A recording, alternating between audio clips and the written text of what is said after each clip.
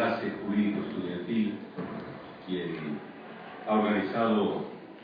este ciclo de exposiciones en torno a la reforma laboral durante la semana anterior y esta que está en curso y que ya está próxima a concluir los próximos 2 días, con el título Análisis de las principales modificaciones a la Ley Federal del Trabajo. Se entiende las que fueron materia de la reforma que se publicó el día 30 de noviembre del año 2012 y que en términos generales entrarían en vigor al día siguiente, 1 de diciembre del mismo año. El tema, dentro del contexto de los que han expuesto en los días anteriores y los que faltan todavía, se refiere a las condiciones de trabajo. La idea, pues, de hablar de las condiciones de trabajo se entiende que en cuanto corresponde a la repercusión o a los aspectos específicos de la reforma laboral, que de una o de otra manera tocaron el tema de las condiciones de trabajo. La doctrina, cuando hace referencia a la idea de las condiciones de trabajo, las describe de una manera general como las normas que fijan las condiciones para la defensa y la salud de los trabajadores en los centros de trabajo, así como también las que determinan las prestaciones que deben recibir los trabajadores por su trabajo. Desde este punto de vista, diríamos que las normas que se ocupan de describir las condiciones de trabajo se ubican en lo que la doctrina denomina el núcleo del derecho del trabajo, es decir, están en la parte medular, en la parte central del derecho del trabajo, de tal forma que incluso pudiera afirmarse que tanto las instituciones de derecho individual del trabajo como las del derecho colectivo del trabajo tienen como objetivo final regular precisamente las condiciones de trabajo. En ese sentido, el objeto tanto del contrato o de la relación individual de trabajo como de los convenios colectivos de trabajo, en la modalidad de contratos colectivos de trabajo o contratos ley, en todos los casos hacen alusión en el sentido de que su objeto es regular las condiciones según las cuales deba prestarse el servicio. De ahí, pues, que se considere que estas condiciones de trabajo representan la parte medular, la parte nuclear, la parte fundamental, la parte esencial del derecho del trabajo. En este orden de ideas, y también como comentarios de carácter preliminar, cabe señalar que las condiciones de trabajo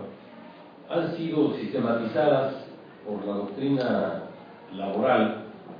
en función del objetivo más específico todavía al que alude las condiciones en específico, en particular, de tal manera que hay una vertiente de las llamadas condiciones de trabajo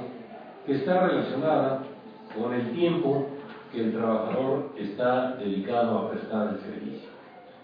En ese sentido, esta normatividad respecto del tiempo del trabajo, a su vez, se manifiesta en función de periodos como lo es el día, la semana, el año e incluso eventualmente la vida misma del trabajador. El ciclo laboral podemos denominarlo de esta manera. De tal forma que la limitación del trabajo en un día parte de la consideración basada en un humanismo elemental y en una defensa también de la vida y de la salud del trabajador, en el sentido de que no puede estar trabajando las 24 horas del día, de cada día de la semana, de todo el año y del resto de su vida, porque tendría que ser un auténtico robot para que pudiera hacerlo de esta manera, de tal suerte que una de las primeras inquietudes que los trabajadores organizados manifestaron desde los últimos años del siglo XIX y los primeros años del siglo XX fue en el sentido de propiciar la expedición de normas que, restringiendo, limitando la autonomía de la voluntad de las partes, estableciera jornadas máximas de trabajo a efecto de que el trabajador pudiera generar un derecho de carácter irrenunciable a tener una jornada que no corresponda a los 24 horas del día, sino que se limite de alguna manera, y también a los patrones imponerles una obligación ineludible, de tal suerte que aún el acuerdo explícito entre las partes no puede considerarse válido si atenta en contra precisamente de la figura de la jornada máxima. En ese sentido, la doctrina propuso, y las legislaciones de los últimos años del siglo XIX y de los primeros años del siglo XX, diferentes límites a la jornada de trabajo, hasta que finalmente se fueron uniformando los puntos de vista en los primeros años del siglo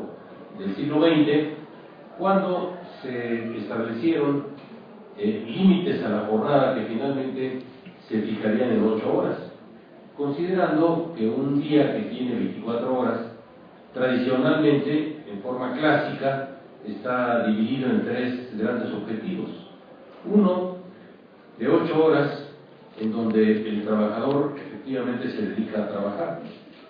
2, otro periodo también de 8 horas, en donde normalmente, esto sería lo deseable en todo caso, el trabajador puede dedicarse al descanso, al sueño, a dormir, a recuperar sus fuerzas, y 8 más en las que el trabajador ni trabaja ni duerme, pero sí está dedicado a otro tipo de actividades ajenas al descanso y ajenas al trabajo, que entran en el terreno de la convivencia familiar, de otro tipo de actividades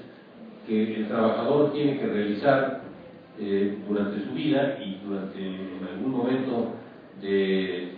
todas y cada una de las jornadas que van transcurriendo durante la etapa productiva del trabajador. Esta reglamentación de la limitación de las horas de la jornada quedó plasmada en el texto del artículo 123 y pasó así a la ley reglamentaria, Ley Federal del Trabajo, desde la versión de 1931 hasta la actual. Se incorpora el límite adicional para las jornadas nocturnas de 7 horas y la ley incorpora el concepto de jornada mixta, ubicándolo en forma intermedia entre los límites de la jornada diurna y de la jornada nocturna, para establecer un límite de 7 horas y media. Posteriormente, las condiciones de trabajo también se ocupan de regular el límite a la duración del trabajo en un periodo de 1 semana, de tal manera que se estableció igualmente desde el texto constitucional en 1917 que los trabajadores tendrían derecho por cada 6 días de trabajo a un día de descanso completo por lo menos. Invocándose diferentes argumentos, el fundamental, igual que en el caso de la jornada, tiene un carácter fisiológico, en el sentido de que una persona no puede, no solamente por salud física, sino también por salud mental, trabajar durante todos los días de la semana tras semana, ininterrumpidamente, sino que hay que romper esta rutina otorgándole al trabajador el descanso de un día completo después de 6 días trabajados, y que es lo que se conoce como el descanso semanal. Incluso algunos autores mencionan cómo desde las narraciones religiosas ya se atribuye a las divinidades el hecho de haberse dedicado 6 días a construir el mundo y sus accesorios, y el 7º día dedicarlo precisamente al descanso, con goce de una remuneración sin que, en este caso, el asegurado, el trabajador, ¿verdad?, esté obligado a precisar estos 6 días de trabajo para disfrutar del día de descanso con goce de salario, circunstancia que se incorpora a nuestra legislación laboral desde los primeros años de vigencia de la Ley Federal del Trabajo de 1931. A los días de descanso semanal, uno por cada 6 de trabajo, se agregaron los llamados obligatorios o conmemorativos, que aluden en la legislación laboral a fechas específicas durante el año, en las cuales el legislador consideró pertinente que el trabajador se sustrajera de la actividad que corresponde a la relación laboral y que entonces se aplicara a conmemorar determinados acontecimientos, algunos de carácter estrictamente religioso, otros derivados de convencionalismos sociales y otros de acontecimientos históricos importantes para el país, de tal suerte que el artículo 74 en su versión original inhabilitaba en términos generales desde este punto de vista el 1 del mes de enero, el 5 del mes de febrero, el 21 del mes de marzo, el 1 del mes de mayo y posteriormente hasta el mes de septiembre se establecía que el trabajador conmemorara el 16 de septiembre, Día de la Independencia, posteriormente el 20 de noviembre, en que se festeja el aniversario de la Revolución Mexicana, el 25 de diciembre, que tiene una característica netamente religiosa,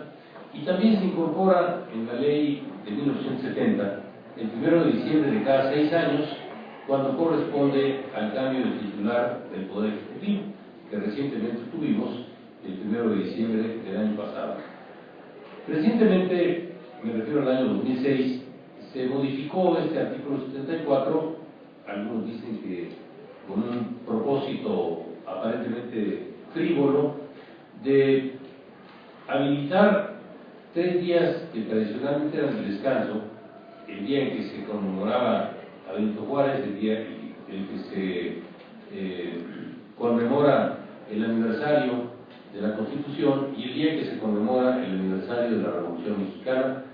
para sustituirlos por el primer lunes del mes de febrero para el caso del aniversario de la Constitución, el tercer lunes del mes de marzo para el caso del aniversario del natalicio de Benito Juárez, así como también el tercer lunes del mes de noviembre para supuestamente sustituir la conmemoración del Día de la Revolución Mexicana. Algunos especialistas consideran que esta reforma tuvo un cierto contenido de carácter político, en razón de que se trataba de días no muy bien vistos en su conmemoración por un gobierno que representa de alguna manera una tendencia conservadora, de tal manera que esto de alguna forma al menos explica el por qué estas propuestas, que solamente modificaron parte del catálogo de los días de descanso y los agregaron siempre a un día lunes, invocando el propósito de mejorar el turismo interno, de reactivar la economía, de permitirle al trabajador que conviva con su familia, circunstancia más que tampoco hay ninguna garantía que si no va a trabajar el lunes vaya a convivir con su familia precisamente el día que no va a trabajar, porque bien pudiera estar dedicado a una actividad diferente. Lo cierto es que se trata de una reforma polémica que sin embargo se ha mantenido vigente desde el año 2006 a la fecha. El tema de las vacaciones igualmente está dentro de la misma idea de que un trabajador no puede entonces mantenerse trabajando ininterrumpidamente 6 días a la semana durante todo el año, sino que se requiere otorgarle varios días consecutivos de reposo o de descanso absoluto para el efecto de que pueda, aquí sí, convivir con su familia o incluso realizar pequeños viajes en el tiempo y con el dinero que le alcance dentro de este lapso que la ley reconoce el mínimo por el primer año de servicio de 6 días de vacaciones, las cuales sin embargo se van incrementando con el solo transcurso del tiempo. Adicionalmente, ya no tanto en el aspecto del derecho del trabajo, sino en el de la seguridad social, se ha establecido también el derecho al retiro del trabajador a través de las figuras de las pensiones de retiro, que le permiten a una persona que ha estado incorporada durante X tiempo a una institución de seguridad social, pero que además de estar incorporado a un régimen de seguridad social durante un cierto tiempo de su vida laboral, ha contribuido a la constitución de una reserva económica que le permite, de acuerdo a la legislación aplicable, el obtener el derecho a una pensión sin estar obligado a continuar laborando, lo cual de alguna manera sigue siendo una limitación al tiempo que el trabajador dedica al trabajo, ya en el sentido de que una persona no puede considerarse obligada a trabajar ininterrumpidamente el resto de su vida hasta que finalmente en algún momento va a caer muerto, probablemente encima de su escritorio o a un lado de la máquina o de la maquinaria con la que está trabajando en el taller o en medio de la materia prima que está manipulando, sino que la Seguridad Social ha regulado el tema de las pensiones de retiro para poder otorgarle a los trabajadores principalmente el derecho de seguir recibiendo un beneficio económico más el servicio médico sin tener que estar laborando como lo hacía durante los años en que cotizó para la institución del Seguro Social. Ya hablando de otras finalidades de las condiciones de trabajo,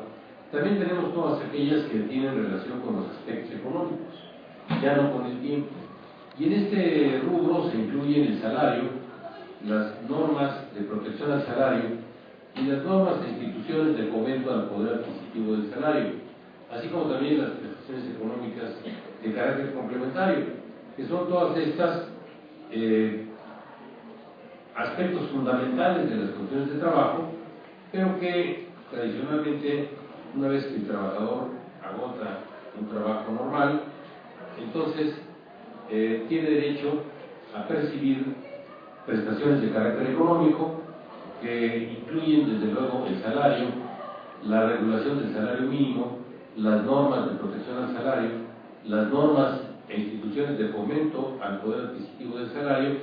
así como también el derecho de los trabajadores a participar de las utilidades de las empresas, que son factores todos ellos los que cobran los espacios, tanto los espacios de papel como corresponde también al tiempo de trabajo. Los aspectos económicos van entonces a complementarse con algunas prestaciones como el aguinaldo que se paga al final del año, en el mes de diciembre, como las primas conocidas como la de vacaciones, la dominical y la de antigüedad, que son prestaciones de carácter económico que también constituyen parte fundamental de las condiciones de trabajo. Y finalmente, dentro de las condiciones de trabajo también se incluyen las normas de previsión social, cuyo propósito específico fundamental va a ser la protección de la vida y de la salud del propio trabajador, así como también propiciar el mejoramiento de la calidad de vida del propio trabajador. En estos aspectos, considerados como de previsión social, se involucran también en algunos de los beneficios, inevitablemente a la familia, al núcleo familiar del propio trabajador, de tal manera que en estas normas de protección a la vida y a la salud están dirigidas específicamente al trabajador mismo, que se manifiesta a través de la adopción de medidas de seguridad para eliminar, hasta donde es posible, las condiciones inseguras y peligrosas de un centro de trabajo, así como también las de higiene, que tienen por propósito dar conservación y limpieza en los centros de trabajo para evitar que los trabajadores estén mayormente expuestos a contraer una enfermedad como producto de condiciones insalubres y peligrosas, de la existencia de fauna o de flora nociva con la que el trabajador estaría obligado a convivir si no fuera por la imperatividad de esta normatividad. Además de ello, y esto es materia de una tercera comunicación de parte nuestra en relación a los temas de las condiciones de trabajo, se observa que esta corresponde a algunos principios de carácter general que están previstos por la propia ley y que tienen el espacio para poder desempeñarlos. Adicionalmente, también las condiciones de trabajo se manifiestan en aspectos que tienen que ver con la mejoría de la calidad de vida del trabajador, lo cual se manifiesta en las llamadas prestaciones de carácter social, así como también en las normas que se identifican como las del derecho habitacional del trabajo. Las normas que se identifican con las prestaciones de carácter social incluyen algunos beneficios en favor del trabajador que, sin proteger directamente su vida y su salud, sí mejoran el nivel o la calidad de vida del propio trabajador a través de normas e instituciones de fomento al poder adquisitivo del salario, por ejemplo, o bien prestaciones eminentemente sociales, como pueden ser aquellas que convencionalmente propician que el patrón incorpore a los trabajadores a la realización de actividades deportivas, culturales y recreativas. Culturales pueden ser, en estricto sentido, de rendimiento físico y, por lo tanto, en algunos casos pueden llegar a ser actividades competitivas en donde un trabajador compite contra otro o compiten varios trabajadores uniformados contra otro grupo de trabajadores en una actividad deportiva de alta competencia, como también puede haberla simplemente de carácter participativo, en donde, como dicen algunos anuncios publicitarios ahora en relación al fomento a la salud, en el sentido de que hay que moverse, hay que mover el cuerpo de alguna forma, evitar el exceso de sedentarismo, el permanecer sentado en una silla durante toda la jornada de trabajo, al final de un tiempo, no es precisamente lo más favorable para el sujeto que permanece sentado o que permanece de pie o que no se mueve del lugar donde está, dado que en los años más recientes se ha podido establecer que incluso el no permanecer, el permanecer en la misma posición durante largo tiempo puede también conducir a malformaciones o a padecimientos que se reactivan congénitamente y que van a producirle al trabajador entonces una deficiencia en su salud. De ahí que entonces estas normas, primero de higiene y luego de seguridad y prestaciones sociales, que le permiten al trabajador acceder también a los beneficios de la cultura, de la recreación, del deporte, y que necesariamente, en el caso sobre todo de las prestaciones sociales y culturales, como las que le permiten acceder a instalaciones deportivas, o las que les permiten acceder a eventos culturales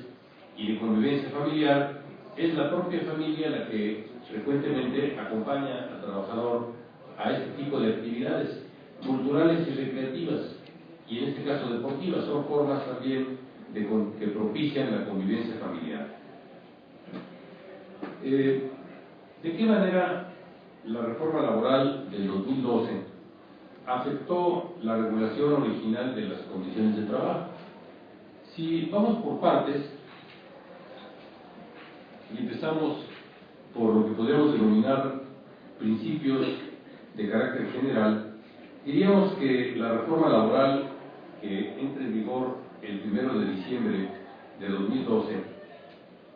incorpora algunas modificaciones a los primeros artículos de la ley, a los artículos 2, 3, 4 y 5, en virtud de los cuales se incorporan algunas ideas que la mayor parte de ellas ya estaban normadas en la versión original de la ley, pero ahora intenta esta reforma hacerlas un poco más explícitas. Pero por otro lado, se incorpora también en términos generales en la figura de las condiciones de trabajo normas que mejoran la flexibilidad, que mejoran o que incorporan el concepto de la flexibilidad laboral y que también acentúan las ideas de igualdad en relación al derecho del trabajo y al trabajo en particular. La idea de la flexibilidad laboral es un concepto, es una figura del derecho del trabajo que, igual que acontece ahora en esta nueva ley con otras ideas que seguramente se han comentado en ocasiones anteriores, la idea de la flexibilidad laboral era mal vista por los trabajadores y principalmente por los dirigentes sindicales, en tanto que en cambio los patrones, los empleadores o los empresarios han propugnado porque se adopte formalmente el criterio de la flexibilidad laboral. En esta reforma de 2012, que dicho sea también de paso, estuvo caracterizada en su primera etapa por una iniciativa llamada preferente del anterior presidente de la República, que se ocupó, había que reconocerlo, de manera muy importante, dedicándole mucho tiempo y dedicándole mucha sonrisa, se ocupó precisamente de incorporar al texto de la ley distintas facetas de la flexibilidad laboral, la cual se manifiesta en relación a las condiciones de trabajo en lo que podemos llamar las actividades colaterales o las actividades conexas que eventualmente el trabajador puede estar obligado, aun cuando no correspondan en forma muy explícita a lo que algunos llaman elegantemente el profesionograma de labores, es decir, la descripción de actividades que corresponde en específico a un trabajador. La idea de la flexibilidad laboral, entonces,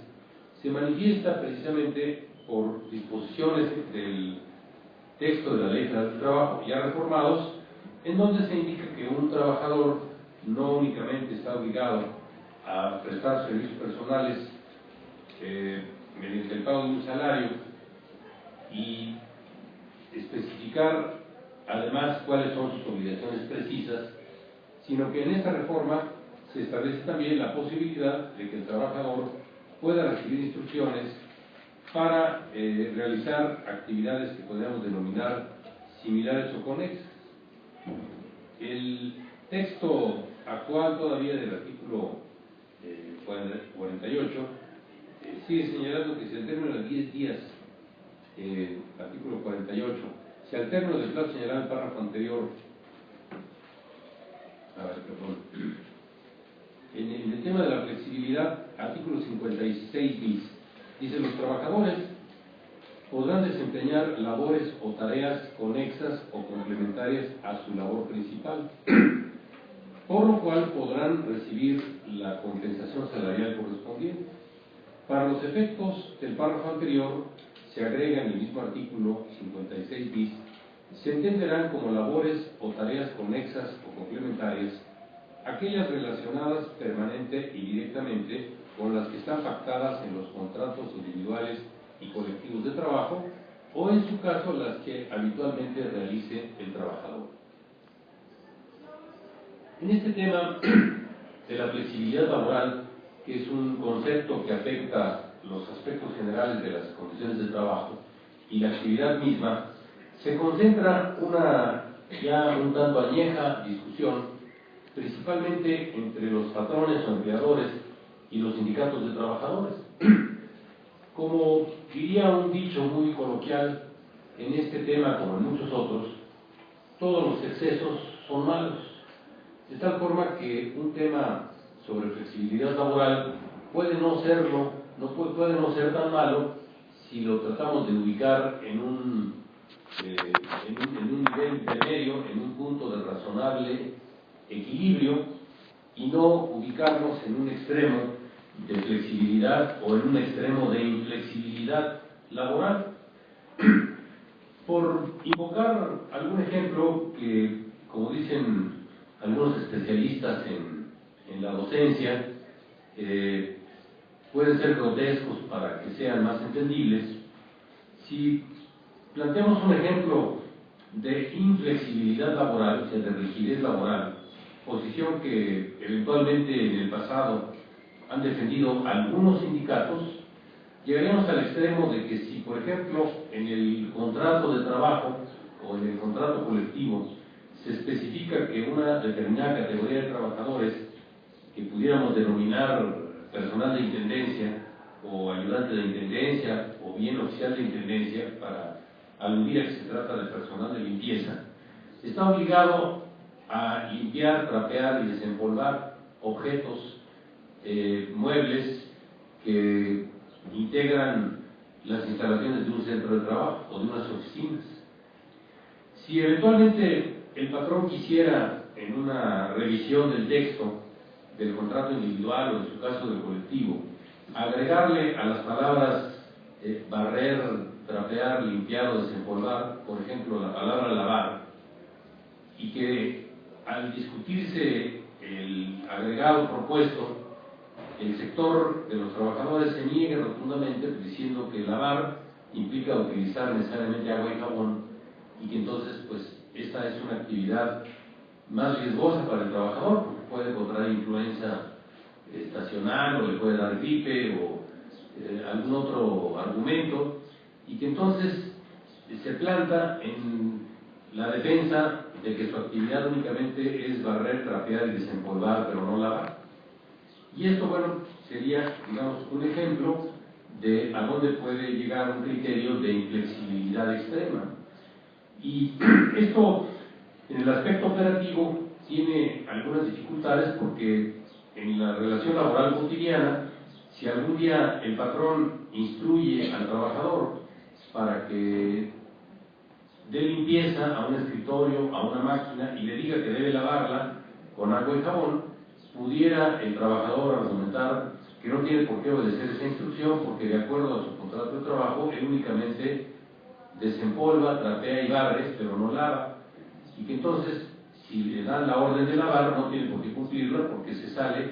del contexto de sus obligaciones laborales. En el otro extremo, en el extremo de la flexibilidad laboral, que es la que usualmente han manejado durante mucho tiempo los empleadores, los patrones o los empresarios, y que ahora se propone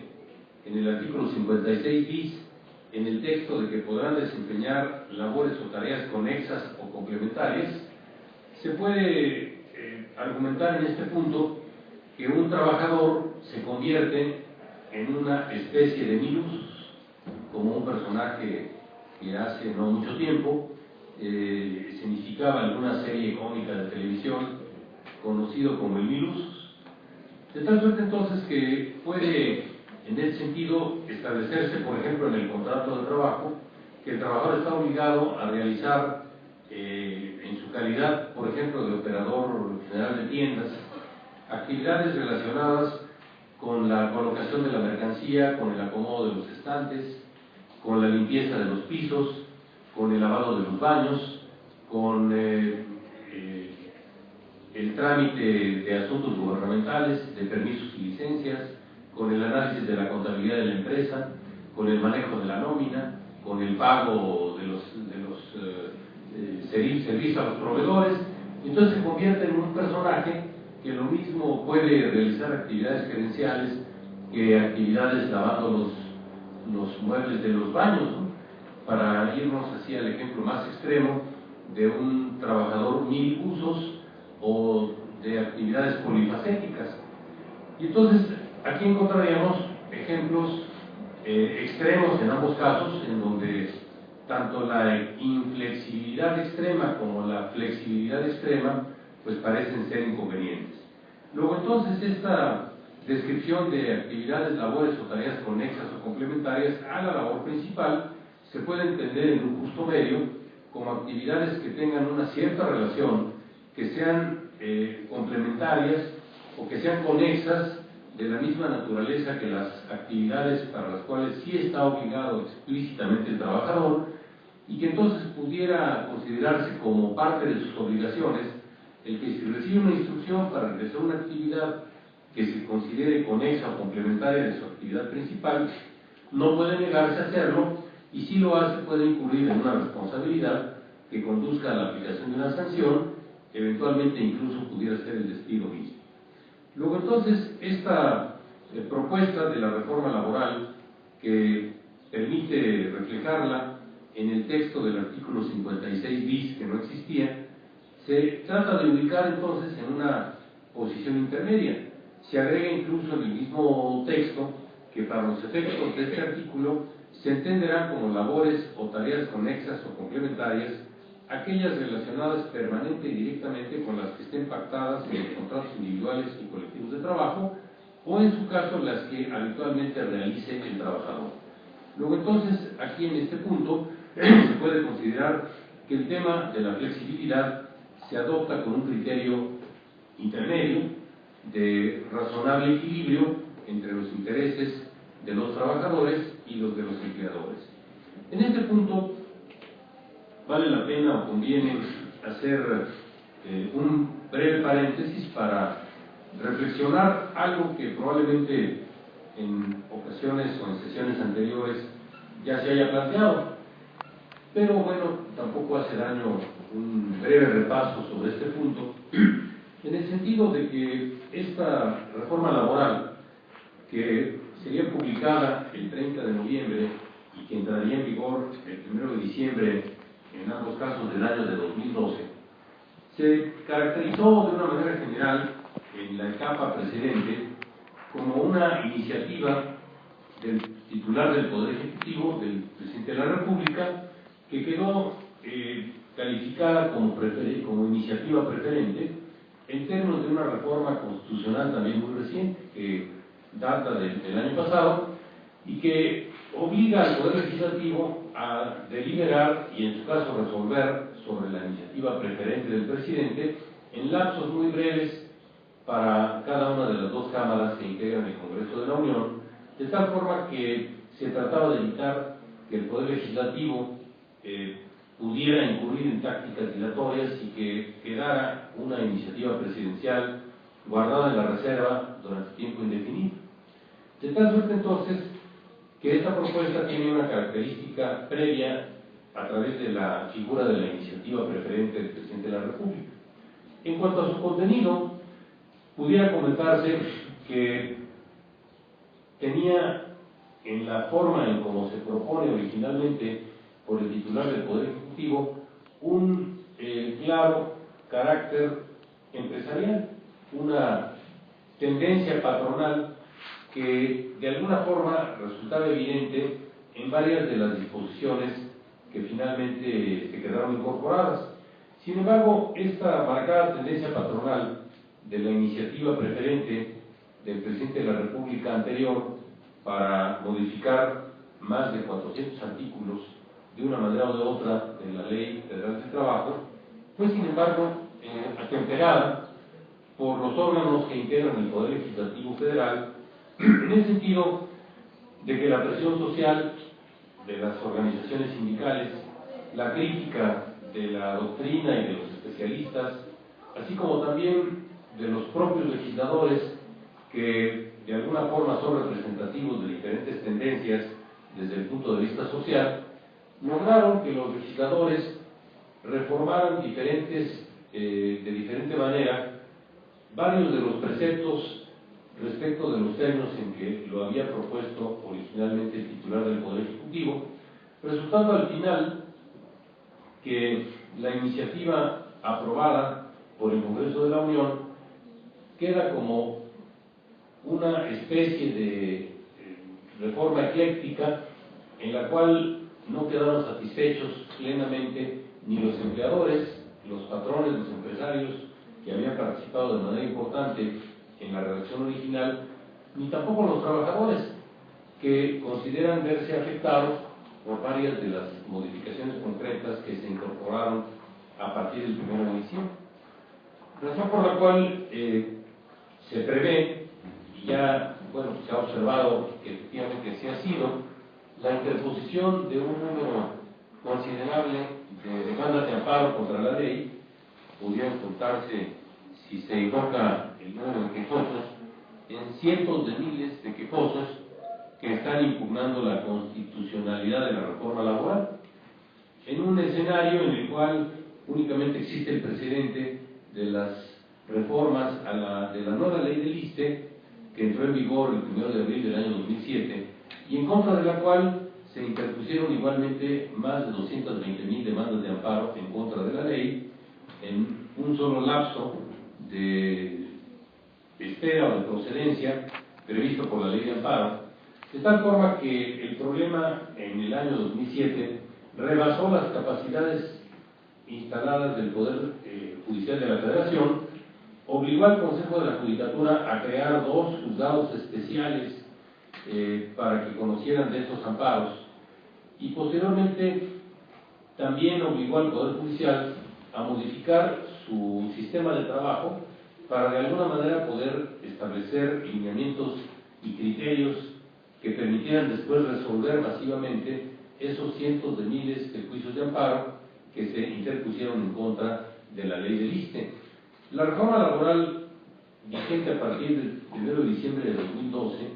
también va a encontrar en este aspecto un escenario parecido. En el programa que ustedes tienen, inclusive se observa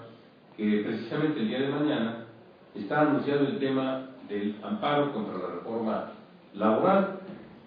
que seguramente será abordada por el ponente, explicando, por un lado, en el aspecto meramente operativo, la existencia de decenas de miles o de cientos de miles de quejosos planteando diferentes argumentos en contra de la reforma laboral. De tal suerte que, bueno, pues en este sentido, esta reforma no contó al final con la plena simpatía de ninguno de los sectores, en razón de que, habiéndose propuesto originalmente con una tendencia claramente patronal, los órganos del Poder Legislativo le incorporaron algunas modificaciones interesantes que atemperaron la tendencia patronal, pero que no dejaron satisfechos tampoco a los trabajadores y menos a los empresarios, que ellos habían estado ya muy empeñados en que se aprobara el texto de la propuesta tal como el presidente de la República la había enviado en calidad de iniciativa preferente. Otro aspecto que también se incluye dentro de la reforma laboral que estamos comentando en el aspecto de los principios generales se refiere al tema de la igualdad. Pudiéramos aquí también argumentar, a diferencia de la flexibilidad laboral que no había sido prácticamente contemplada en el texto original de la Ley Federal de Trabajo, el concepto, en cambio, de la igualdad sí ha estado presente en la legislación laboral desde la Ley Federal del Trabajo de 1931,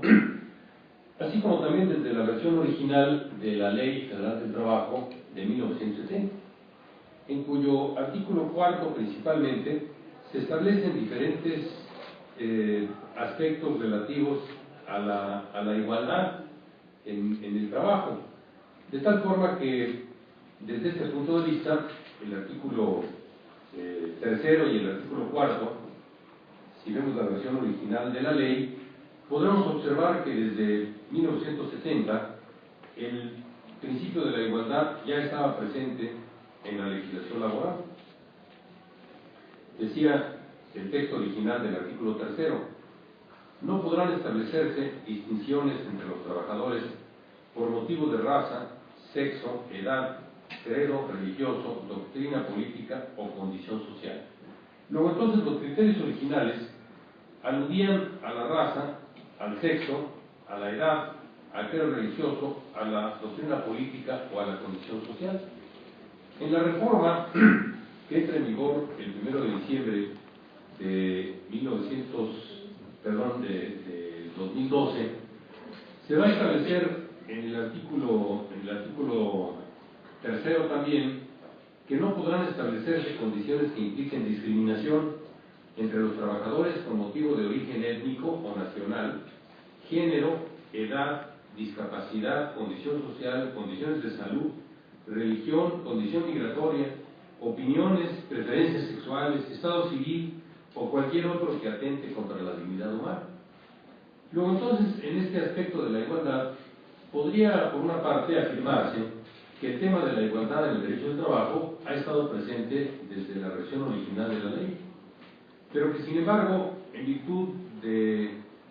quizá la presión de algunas organizaciones internacionales y considerando que la OIT, Organización Internacional del Trabajo, en su declaración del año de 1998, declaró como fundamentales concretamente 4 temáticas, una de las cuales es precisamente la de la no discriminación, de tal suerte que el legislador de 2012 consideró pertinente alinearse con los principios básicos del derecho internacional del trabajo en materia de igualdad y establecer entonces en este párrafo del actual artículo tercero una serie de criterios específicos en materia de igualdad, que aluden no solamente a los que ya la ley regula desde el principio, sino agrega el origen étnico, el género, la edad, la discapacidad, la condición social, las opiniones, las preferencias sexuales, el estado civil y, en términos generales, cualquier otro factor que represente un elemento de discriminación, que es el otro punto en donde la reforma laboral pone el acento en los aspectos generales de las condiciones de trabajo. Analizando ya en lo particular el contenido de las condiciones de trabajo, tenemos que la reforma laboral afecta algunos aspectos relativos a la jornada de trabajo, aun cuando no directamente, porque obviamente no modifica los principios básicos de que la jornada máxima diurna será de 8 horas, la nocturna de 7:30 y la mixta, la nocturna de 7 y la mixta de 7:30, pero sí hay algunas modificaciones puntuales a la Ley Federal del Trabajo que de alguna manera están relacionadas con el tema de la jornada. Pudiera invocarse el caso del trabajo por horas, en donde se establece la posibilidad ahora en forma explícita de que pueda un trabajador ser contratado por horas y de que entonces el salario se le pague también por horas. En este punto, que probablemente ya haya sido comentado con anterioridad, tiene también relación e impacta con el tema del salario, dado que la modificación que se contempla a la Ley Federal del Trabajo pone específicamente el acento en el tema del salario, concretamente el artículo 83. Tratándose del salario por unidad de tiempo, se establecerá específicamente esa naturaleza. El trabajador y el patrón podrán convenir el monto siempre que se trate de un salario remunerador, así como el pago por cada hora de prestación de servicios, siempre y cuando no se exceda la jornada máxima legal y se respeten los derechos laborales y de seguridad social que correspondan a la plaza de que se trate. El ingreso que perciban los trabajadores por esta modalidad en ningún caso será inferior al que corresponda a una jornada diaria. Esta última parte, que fue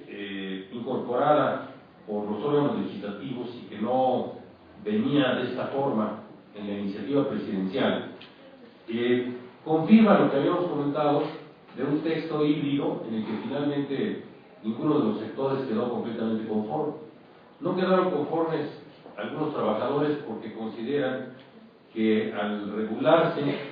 la duración de la relación laboral en forma de contratos por horas, hay una afectación a las prestaciones complementarias. En tanto que para los patrones resulta también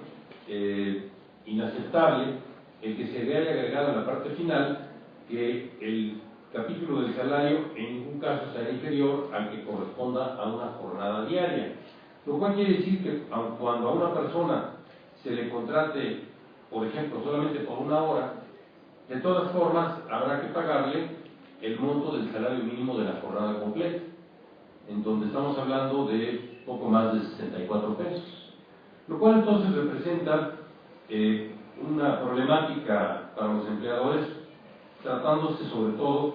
de actividades poco calificadas en las cuales un trabajador de salario mínimo que trabaja 8 horas va a recibir el monto del salario mínimo, los poco más de 64 pesos que establece la resolución que está vigente, 64 pesos con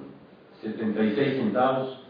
que fue la suma que entró en vigor a partir del 1 de enero del año 2013. Sin embargo, si otra persona es contratada para trabajar solamente 2 horas al día, le tendrá que pagar el empleador los mismos 64.76, porque el texto del artículo 83 en la parte final, ya modificado, señala que en ningún caso el salario podrá ser inferior al que corresponda a una jornada diaria, lo cual implica entonces pagar el salario mínimo completo. El problema desaparece tratándose de actividades mayormente calificadas, en donde al trabajador no le van a pagar 64.76 ni por día ni por hora, sino que le pueden convenir un salario de 500 pesos diarios o de 800 pesos diarios, de tal suerte que si se divide entre 8 nos daría una suma de 100 pesos la hora, que al estar por encima de los 64 pesos bien se puede conservar en este caso la estricta proporcionalidad de un trabajador que perciba 800 pesos diarios, es decir, 24,000 pesos al mes, y que dividido entre una jornada de 8 horas dé por resultado que por cada hora perciba 100 pesos, los cuales están por encima del monto del salario mínimo, y entonces ya no se daría la problemática que se plantea en relación a la parte final del artículo 86. Otra situación que la reforma laboral afecta en relación a los temas específicos de las condiciones de trabajo se refieren también al tema del salario y también al tema del descanso en el aspecto que ahora se incorpora y que se puede denominar el descanso por paternidad. Por paternidad, como seguramente lo recuerdan bien, ya desde la Constitución de 1917 se establece la figura del descanso por maternidad, descanso que corresponde exclusivamente a las mujeres madres trabajadoras, en la medida en que hasta ahora, no obstante los adelantos científicos sorprendentes de los últimos años, no se ha logrado dotar al hombre de la facultad reproductiva, y es una facultad que conservan en exclusiva solo las mujeres. De tal suerte que el tema de los derechos por maternidad solamente corresponden, en términos generales, a las mujeres madres trabajadoras, y particularmente en el denominado descanso prenatal y postnatal, establece la propia ley que tendrá derecho la mujer madre trabajadora a un descanso de 6 semanas antes de la fecha probable del parto y de 6 semanas posteriores al en que ocurra dicho parto. Sin embargo, una de las novedades que se incorporan ahora como una nueva obligación del patrón es el que denominaremos el descanso por paternidad. Descanso por paternidad que lo vamos a encontrar ahora en el artículo 132, fracción número 27 bis, que dice que el patrón estará obligado a otorgar permiso de paternidad de 5 días laborables con goce de sueldo a los hombres trabajadores por el nacimiento de sus hijos, y de igual manera en caso de adopción de un infante. Luego entonces, al descanso por maternidad se agrega el descanso por paternidad, solamente que el de la maternidad sigue siendo de 6 semanas antes y 6 semanas después, en tanto que el descanso por paternidad se limita solamente a 5 días y que se entienden posteriores a la fecha del parto, o en su caso al de la adopción de un infante, que constituye entonces una de las novedades importantes de la reforma laboral en relación a las condiciones de trabajo. Otro aspecto también importante en relación a las condiciones de trabajo y que fueron materia de la reforma laboral tiene que ver con el tema de la capacitación y el adiestramiento, así como también se relaciona, por la misma razón, con el derecho al ascenso. Desde la reforma a la Ley Federal del Trabajo, que data de 1978, cuando se incorpora un capítulo completo, que viene a ser el capítulo 3 bis del título 4 de la Ley Federal del Trabajo, denominado de la capacitación y el adiestramiento de los trabajadores, se discutía vehementemente entre los sectores empresarial y de los trabajadores si la capacitación y el adiestramiento era un tema de mayor interés del trabajador o de mayor interés del patrón. Al mismo tiempo se discutía si la capacitación y el adiestramiento eran un derecho del trabajador o podría ser considerada también como una obligación. Lo cierto es que, en términos generales,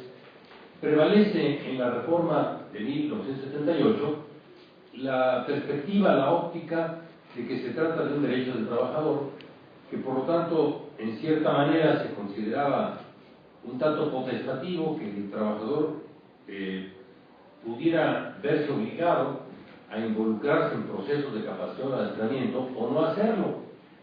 Incluso en la versión original, en el capítulo de capacitación y adiestramiento de la Ley Federal del Trabajo, existe artículo expreso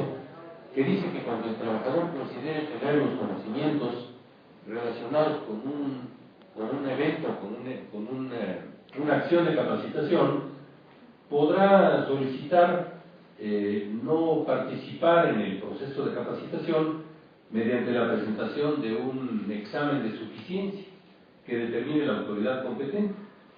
De tal forma que esta disposición, que data de la versión de la reforma de 1978 al capítulo de capacitación y adiestramiento, permite observar cómo en esta versión original el legislador siempre consideró como un derecho de los trabajadores y no precisamente como una obligación. De tal suerte entonces que existían algunos preceptos, el 159 por ejemplo, en materia de derechos de ascenso, en donde se establecía que el patrón estará obligado a promover vía ascenso al trabajador más antiguo de la categoría inmediata inferior de aquella en la que se produzca una vacancia. Pero establece que solamente cuando el patrón haya cumplido sus obligaciones de capacitación, podrá pedirle y exigirle al trabajador aspirante al puesto de ascenso que acredite su aptitud para el desempeño del puesto superior. Pero esto solamente aplica, dice la ley, cuando el patrón había dado cumplimiento cabal a sus obligaciones en materia de capacitación. De tal suerte que cuando no ocurría de esta manera, se podía entender que aplicaba lo que coloquialmente se conoce como el escalafón ciego, en donde quien tiene derecho al ascenso es indiscutiblemente el trabajador más antiguo de la categoría inmediata inferior, aunque no sepa nada. En la circunstancia de que el patrón no hubiera cumplido sus obligaciones en esta materia de la capacitación. Así es como decía el texto original del artículo 159. Si el patrón cumplió con la obligación de capacitar a todos los trabajadores de la categoría inmediata inferior, de aquella en la que ocurre la vacante, el ascenso corresponderá a quien haya demostrado ser apto y tenga la mayor antigüedad, en igualdad de condiciones al que tenga a su cargo una familia. Eso ya es un criterio complementario. Lo cual entonces, en el texto de este artículo 159, le da la posibilidad al patrón de exigir aptitud solamente en el caso de que hubiera cumplido sus obligaciones en materia de capacitación. En la reforma laboral de 2012 se modifica prácticamente de manera integral todo el capítulo de capacitación para darle ahora una perspectiva, una visión diferente, estableciéndose por una parte que los patrones tienen la obligación de proporcionar a todos los trabajadores y estos a recibir la capacitación y adiestramiento de su trabajo que le permite elevar su nivel de vida, su competencia laboral y su productividad conforme a los planes y programas formulados de común acuerdo por el patrón del sindicato o por la mayoría de los trabajadores. De tal suerte que ahora al establecerse, los patrones tienen la obligación de proporcionar a todos los trabajadores y estos a recibir la capacitación. Se entiende que a diferencia de la visión anterior, la capacitación ahora se convierte en una obligación no solamente del patrón, sino también del propio trabajador. Con lo cual, se argumenta, se va a incrementar la productividad, redunda en beneficio de los propios trabajadores porque incidirá o redundará en una disminución de los índices de siniestralidad de las empresas, toda vez que muchos de los accidentes de trabajo los sufren los trabajadores por ignorancia o por impericia o por ineptitud respecto de cómo manejar una maquinaria, un equipo de trabajo o cómo manipular una materia prima. Si un trabajador labora, por ejemplo, en un laboratorio de productos químicos y desconoce las fórmulas químicas elementales y no sabe qué significa H2SO4, piensa que es una taza de café con leche y se la toma, e ignora que se trataba de ácido sulfúrico, pues probablemente o seguramente sufrirá de una lesión severa, si no es que de la muerte inmediata, por ignorancia de aspectos que son elementales en un tipo de actividad como la del ejemplo que estamos comentando. Obviamente es un ejemplo extremo, un tanto grotesco, pero bueno, se entiende cuál es el sentido de lo que estamos comentando, que mientras más conocimientos tenga un trabajador respecto de la manera como debe operar una maquinaria, un equipo, o manipular una materia prima que pudiera ser potencialmente peligroso, menos será el riesgo de que le genere algún tipo de accidente por incurrir en un acto inseguro, temerario y peligroso, pero derivado de su propia ignorancia. De tal suerte entonces que la capacitación se convierte en un instrumento para reducir los índices de siniestralidad en las empresas y por lo tanto para proteger la vida y la salud de los propios trabajadores. Esta misma modificación del enfoque de los temas sobre capacitación y adiestramiento permiten también modificar el artículo 159 de la ley, que a diferencia de la versión anterior en la cual de alguna forma se adoptaba la idea del llamado escalafón ciego, cuando el patrón no cumplía con sus obligaciones, establece ahora que las vacantes definitivas, las provisionales con duraciones mayores de 30 días y los puestos de nueva creación serán cubiertos por el trabajador que tenga la categoría o rango inmediato inferior, así como mayor capacitación, y ya después agrega mayor antigüedad, demuestre mayor aptitud, acredite mayor productividad y sea apto para el puesto. Este artículo 159, en su versión ya de la reforma del año pasado, es una muestra muy clara tanto de la tendencia, obviamente patronal, digamos, de la iniciativa de reforma,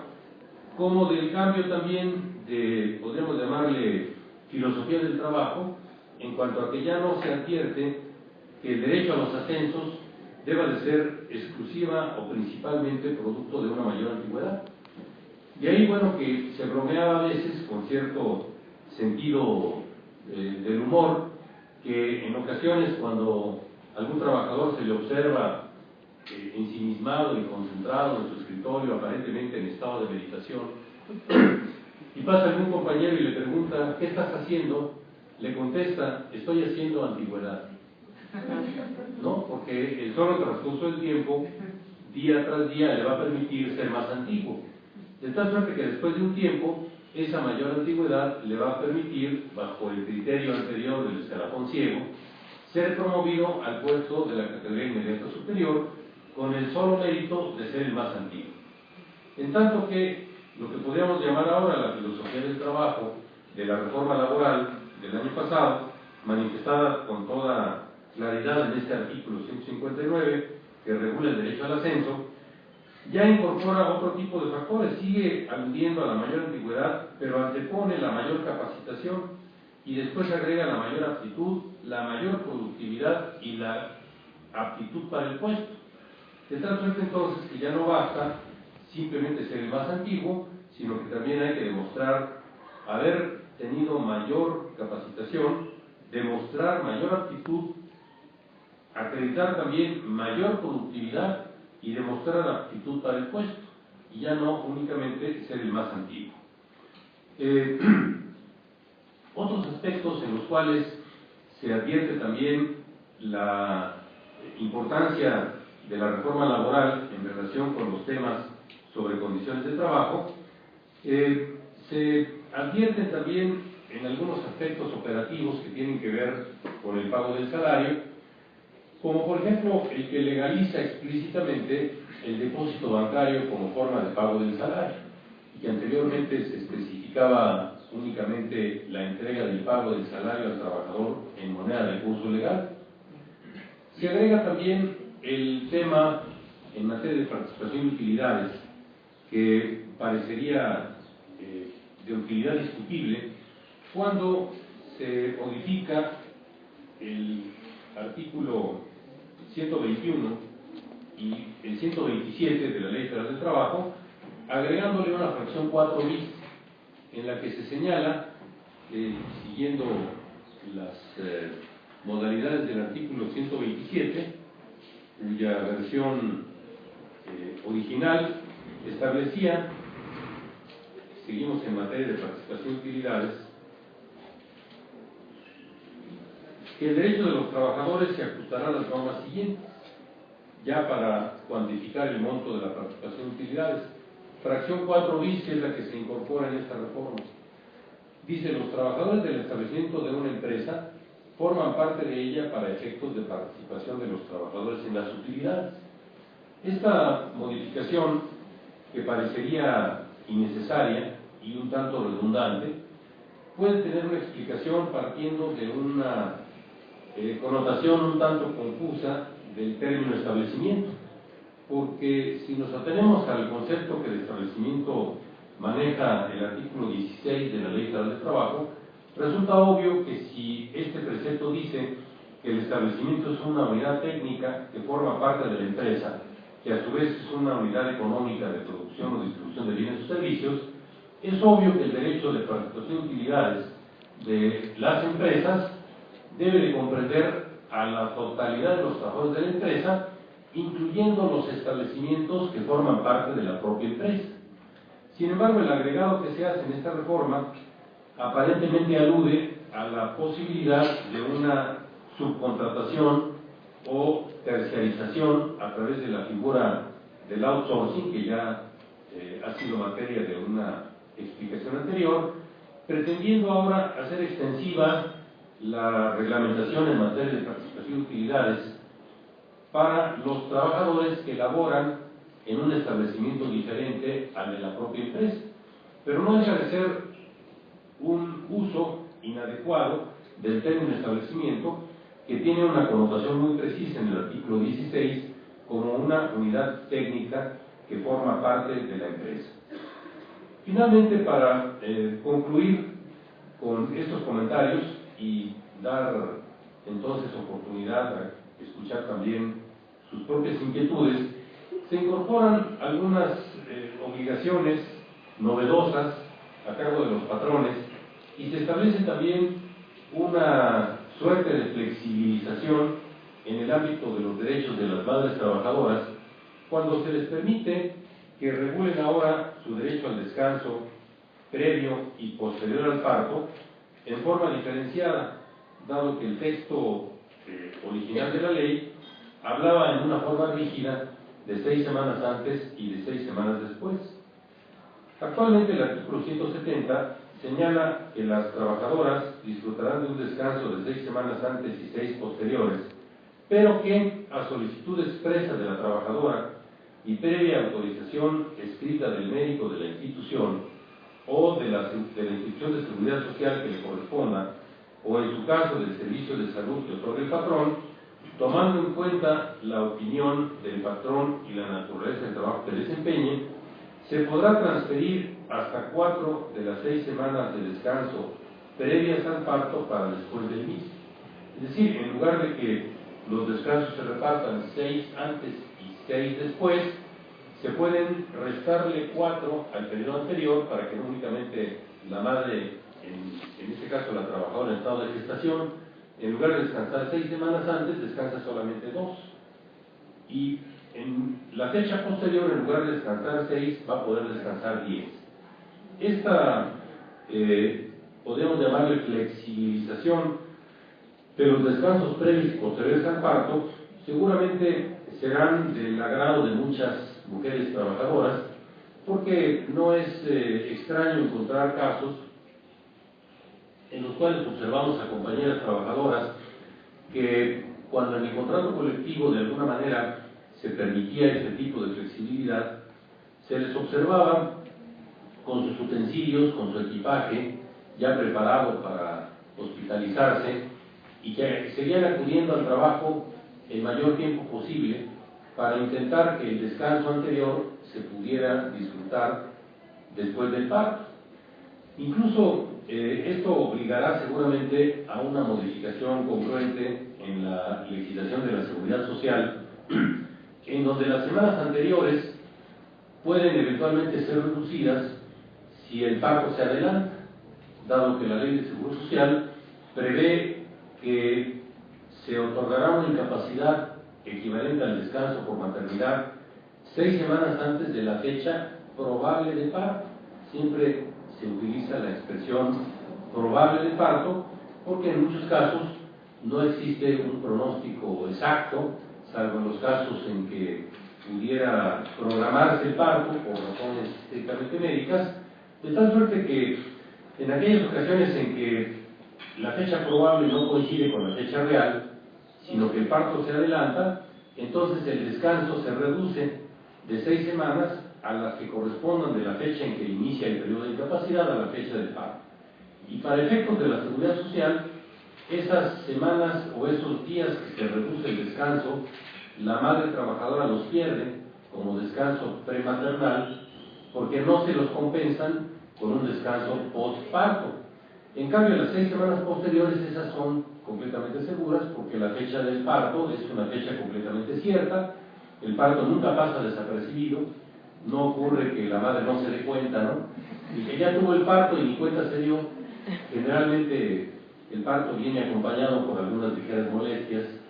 y por algunos llamados dolores de parto, ¿verdad? Que seguramente evitan que pase desapercibido y por tanto siempre se asienta incluso en las actas de nacimiento no solamente la fecha sino la hora exacta en la que un producto se da por nacido y esa corresponde precisamente a la fecha del parto y a partir de ahí las 6 semanas posteriores son completamente ciertas. Al establecerse ahora esta flexibilización permitirá que las madres trabajadoras puedan entonces transferir parte de los descansos previos para disfrutarlos después y que entonces pueda de alguna forma, podría decirse entre comillas, disfrutar de la compañía y de la cercanía del producto en el binomio que los médicos llaman madre-hijo durante mayor tiempo después de la fecha de nacimiento y no necesariamente que el descanso lo disfrute en condiciones de gestación estando todavía embarazada. En fin, habría muchas otras cosas quizá que comentar en relación a la reforma laboral. Estamos aquí intentando conceñirnos estrictamente a los aspectos que están relacionados con el tema de las condiciones de trabajo, de tal suerte entonces que con esto pues concluiríamos esta etapa de la exposición del tema de la reforma laboral en relación a las condiciones de trabajo y ya únicamente dejaríamos el tema del tiempo que nos resta por si consideran pertinente hacer algunas preguntas o reflexiones sobre los comentarios que hemos hecho en relación a esta temática. Muchas gracias.